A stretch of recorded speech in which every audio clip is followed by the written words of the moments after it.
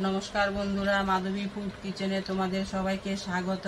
आज के बानाबो आमी आम दिए आमेर आचार। तार जोन्नो आमी 1.5 केजी आम निয়েছি।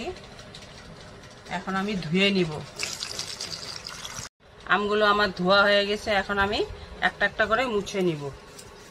আমগুলো সব আমার মোছা হয়ে গেছে এক এক করে, এখন আমি কেটে নিব।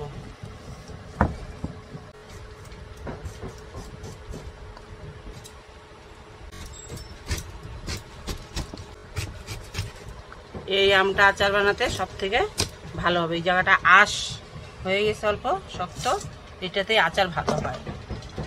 এইভাবে টুকরা করে কেটে নিতে হবে। আমার আমগুলো সব কাটা হয়ে গেছে, যে এইভাবে কেটে নিয়েছি। আমের মধ্যে লবণ দিয়ে দিব, অল্প হলুদ দিয়ে দিব, ভালো করে মেখে নিব।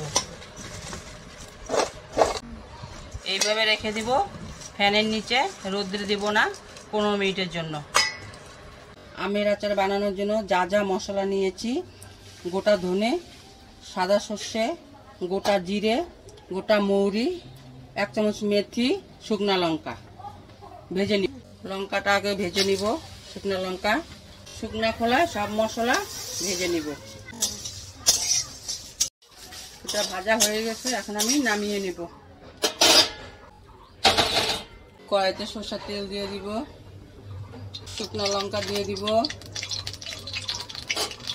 লঙ্কাটা ভাজা হয়ে গেছে লাল লাল, এখন আমি 5 ফোড়ন দিয়ে দিব। এখন আমি আমটা দিয়ে দিব। আমটা দিয়ে ভালো করে একটু ভাজতে হবে। আমটা আমার ভাজা ভাজা হয়ে গেছে, এখন আমি চিনি দিয়ে দিব। আমি এখানে 1.5 কেজি আম নিয়েছি, 1 কেজি চিনি নিয়েছি। তোমরা যদি মিষ্টি কম খাও, তোমরা আরও মিষ্টি কম দিয়েও করতে পারো।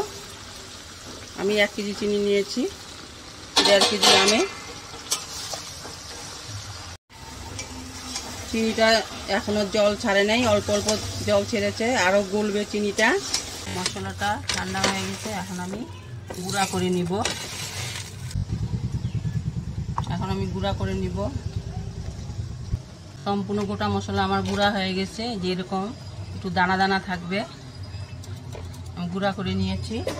চিনি সম্পূর্ণ গলে গেছে, এখনো আরো অল্প বাকি আছে, হবে। আমটা সিদ্ধ হয়ে গেছে, এখন আমি বিট লবণ দিয়ে দিব। এরকমই নামাতে হবে, তাই না যাবে, শুকনো শুকনো হয়ে যাবে বেশি। এখন আমি ভাজা মশলাটা দিয়ে দিব। তোমরা এইভাবে বাড়িতে বানিয়ে খাবে। এখন তো কাঁচা আম আছে, কয়েকদিন পরে তো আম শেষ হয়ে যাবে, সব আম পেকে যাবে। ভিডিওটা ভালো লাগে লাইক করো। তোমরা এইভাবে বানিয়ে খাবে, কেমন হয় কমেন্ট করে বলবে। এখন আমি নামিয়ে নিব। আমার আমের আচার হয়ে গেছে।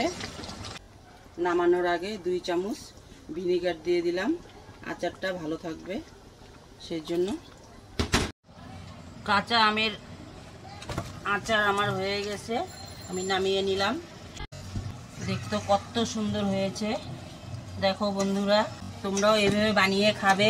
ভিডিওটা যদি ভালো লাগে তাহলে লাইক শেয়ার কমেন্ট করে দিও, সাবস্ক্রাইব করে দিও। থ্যাংক ইউ বন্ধুরা।